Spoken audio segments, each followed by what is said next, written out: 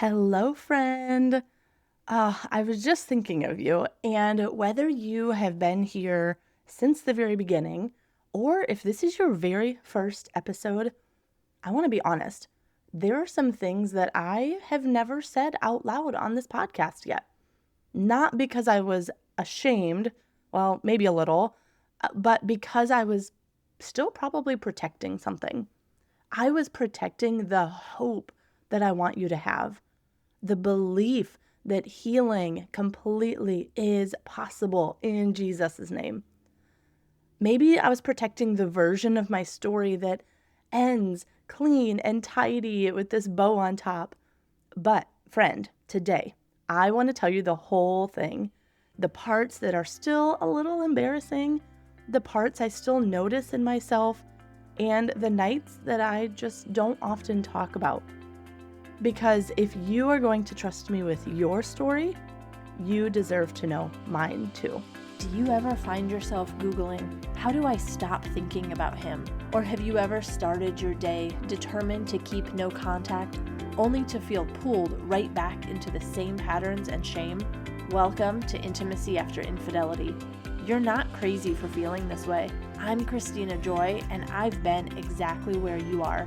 I know what it feels like to be overwhelmed by shame and wonder if dignity and peace are actually possible for you. I tried to fix myself by trying harder and committing to more self-control, but what I actually needed was healing from Jesus, who met me in the middle of it all. And that's what this podcast is here to help you do too. In this space, we heal the soul, heart, mind, and body, and we talk about the real things like longing, grief, shame, and confusion. So take a deep breath, friend. You are safe here. All right, friend, before we jump into the story, I want to share something that a private client told me recently. She said, and I'm going to read this word for word because it wrecked me in the best way. She said, "Back then, you would have never convinced me it would have been possible." I literally was like, there is no world where I want to stop this. My life will be over if this ends. I couldn't envision it. And I'm just so grateful. I'm so incredibly proud that I cut contact. She said, my life will be over if this ends, to I'm so incredibly proud. That's the story. That's the arc. And sister, that is what is available to you. If you are sitting right now in the part that says, my life will be over, I want you to know there is a woman on the other side of that feeling who would tell you, it's possible for you to still live well. You might not be able to see it yet, but it is possible. And friend, that is what a private breakthrough coaching call with me is for. 1 hour, just you and me. You leave this call feeling seen and heard and understood, connected with yourself and with another human and with God. You will walk away with clarity on your very next step. Whether you're still trying to cut contact or you cut contact years ago and still haven't found the joy and the peace you were promised. So, friend, go to www.christinajoycoaching.com/breakthrough to book your call with me. The link is in the show notes, but it's christinajoycoaching.com/breakthrough. Let's get you to your next step. So, friend, I am going to talk through parts of my story today, and I want to invite you to stay until the very end so that you get the full picture.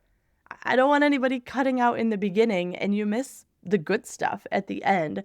So I just wanted to let you know there's going to be all the different parts here. This today, it's not going to be my polished testimony. This is not the version of my story I tell when I want to sound like I have it all together. This is the version I would tell you if we were sitting in a coffee shop and you asked me to be completely honest with you. Because I know you want that version.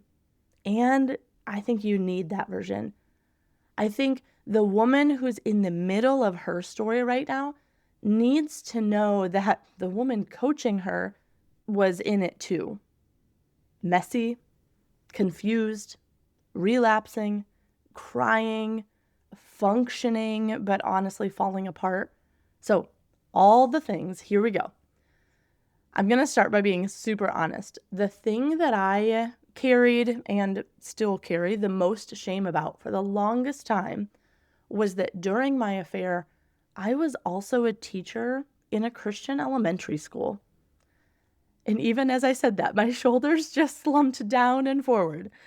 Every single day I walked into that building, I opened a Bible with precious children, and I taught them, honestly, about God's faithfulness and His truth and His character. And then I went home carrying a secret that contradicted everything that I said that day. I felt like the poster child for being a hypocrite. And the shame of that specific combination, Christian educator and in an affair, it was a particular kind of heavy, because it wasn't just that I had failed myself when I started this affair. It was that I knew I was standing in front of children and I was representing something that I wasn't living. And so to the woman who is carrying a version of that level of shame, the one where your public role and your private reality are completely at war with each other, whether you're a leader at your church or a small group facilitator, a Sunday school teacher, a mom who prays with her kids at bedtime, I see you. And I want you to know that the gap between who you are presenting and who you are living, it's not disqualifying. It's actually the most human thing about you. It's evidence that you know better and the truth is still alive in you, even when your choices don't reflect it. God did not disqualify me, and I didn't disqualify myself in that classroom. Friend, you are not disqualified. The next part of my story I want you to hear about are a couple specific nights that I don't often talk about. And I want to paint you two pictures because honestly, these are moments that still live in my body when I think about that season. So here's the first one. I'm in my bedroom. My door is locked so that little fingers can't open it. And three little ones on the other side of that door are knocking and calling, "Mom, Mom, Mom." And I'm sitting on the floor with my back on the door, completely shut down, collapsed, crying, just needing a minute to myself and a minute to just catch up with myself. I could not open that door, not because I didn't love my kids, but because I had nothing left in that moment. The weight of the double life, the grief, the shame, the exhaustion of managing everything. And honestly, in that season, I was trying to keep this relationship with the affair guy going.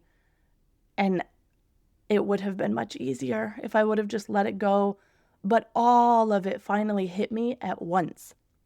And I just couldn't move. And similarly, there was another night, and actually a couple of these other nights in the shower. Yeah, honestly, it was many nights. And I remember the sensation in my body where I had hot water from the shower, and there was a cold wall where I was leaning my shoulder against, and I just cried and cried and cried because for a season, that was my safest place. It was the one room in the house where I could fall apart without anyone seeing. And I remember, like I said, that specific sensation of the cold tile and the sound of the water.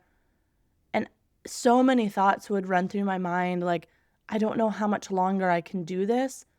And also, God, just like the water is running over me from the shower, God, would you wash me again? Would you cleanse me of this?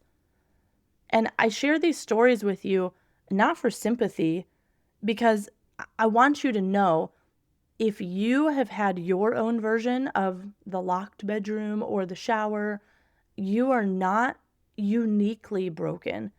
That was me too. That was the woman who now coaches other women through this. And if God can get me from that shower floor to where I am today, sister, I want you to believe that He can do it for you too. You are not too far beyond His ability to reach and love and forgive. Now, there's another thing that not many people know, and those are the patterns that I noticed within myself. I've talked about this with some of my private clients, but I'm here to share it publicly too. I think this is going to help you because it's pretty practical, tangible, and I want you to start to notice this with yourself as well. What happened was I started noticing patterns in my temptation. So at this point, I had cut contact and I was doing okay. I wasn't crying every day anymore. I was doing okay with moving on.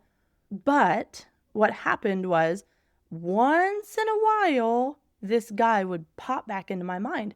And I thought, what in the world?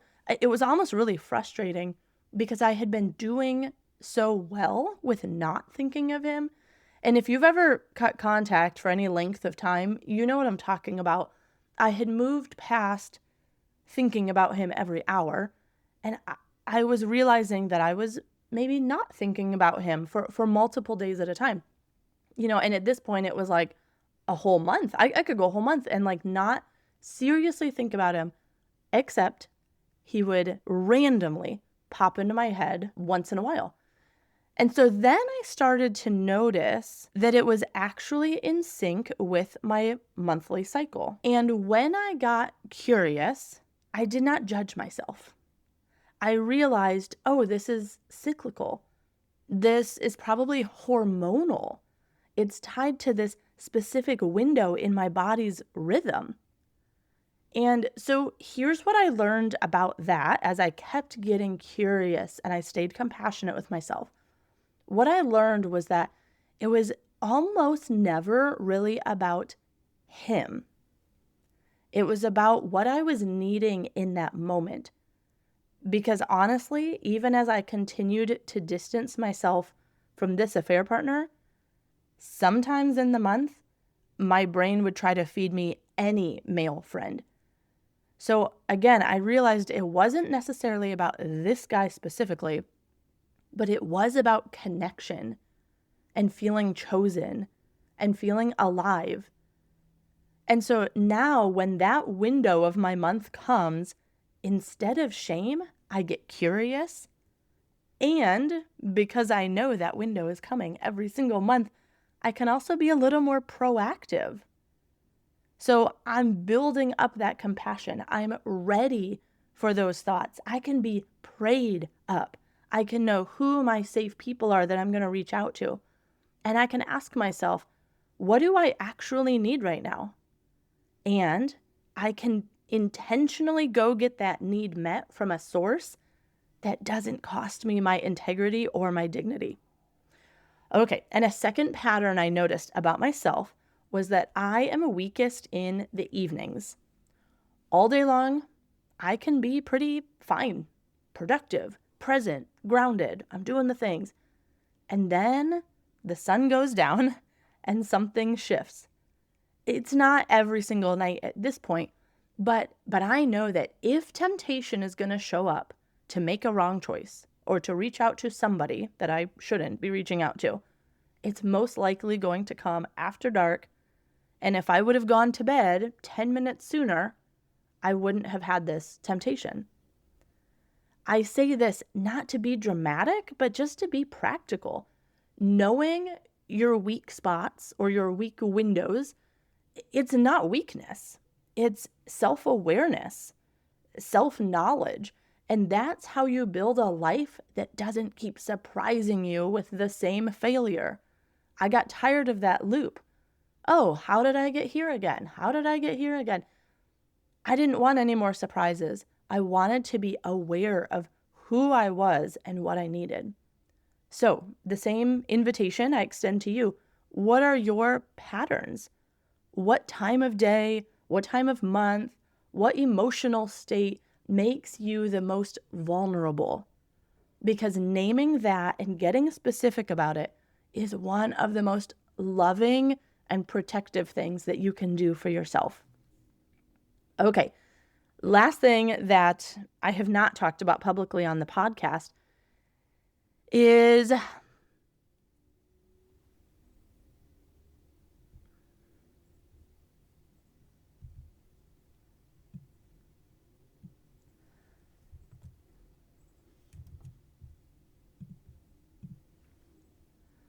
okay, last thing that I have not talked about publicly on the podcast. Well, maybe once, but not more than that. I have been quieter about this because I want you so desperately. I want you to have hope. And I didn't want to complicate it. I have always, always, always wanted to show up here authentically, my full self, my full story. And I didn't want to complicate the hope and the joy that I experience today because of the choices I've made after my affair. But today, I want to be completely honest with you. Even after that 2022 retreat where everything was cracked open, I was in the room full of safe women. It was the moment where I told the truth for the first time. I repented. I was baptized. I came home a changed woman. Even after I came home, there has been a season where I still broke no contact more than once. And I want you to hear that. A significant turning point happened. And I still had relapse afterwards. Friend, if nobody's told you this, I want to be the first. Healing is not a straight line, and it's not a staircase where maybe you plateau and go up and plateau and go up. Healing isn't like that. Breakthrough is not the finish line. It's actually a new starting point. The retreat gave me a new foundation, but I still had to build on it one choice at a time, one day at a time. And I'll tell you one specific moment I still remember sitting in my car. I was at a new job at a different Christian school, but I went out to my car and I had an emergency phone call with my counselor. And I cried and cried and cried. And I said, "What has happened?" And she told me, she said, "Do you remember what day it is? Here you are, just over 1 year past no contact. And look at all of the healing and all of the growth that you have done. And if you are in the addiction sobriety world, they tell you not to be worried about the first 365 days, but to be very cautious of day 366. Be cautious of when you cross that 1 year mark, because the temptation comes back in a different way. And I experienced that too.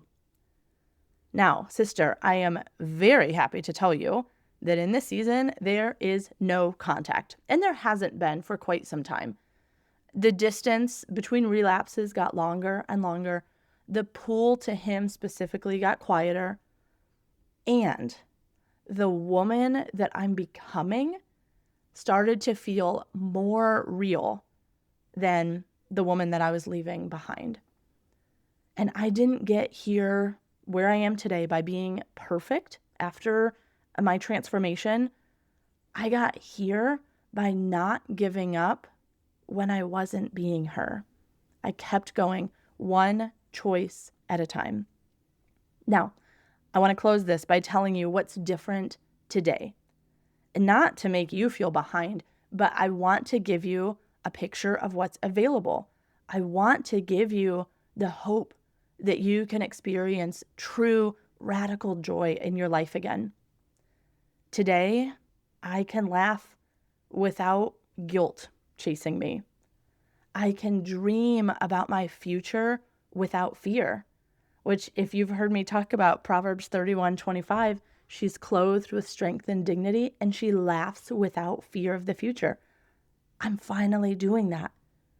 I can sit in a room full of men who are brothers to me, colleagues, friends, fellow believers, and I feel complete peace and confidence and gratitude.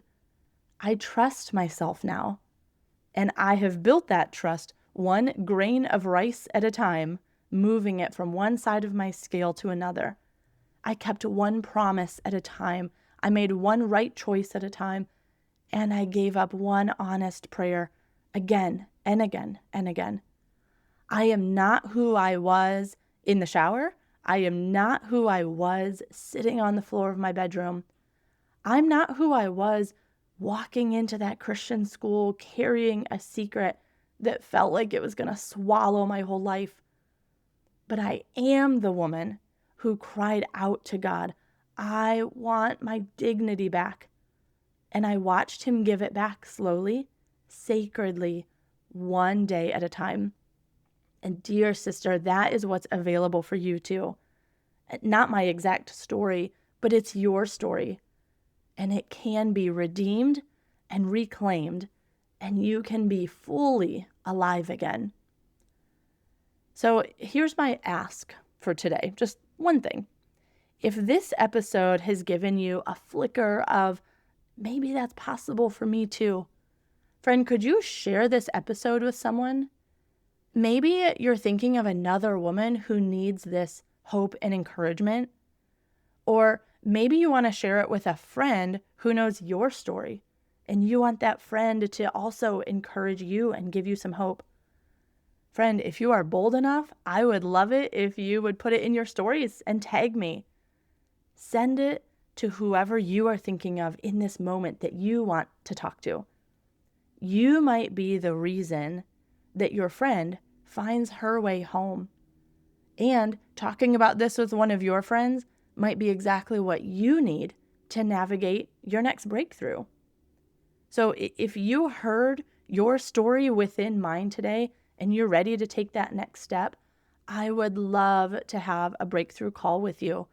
1 hour, private, you and you will leave with clarity and a next step and a prayer and a blessing over your life. The link is in the show notes. I would be honored to sit with you.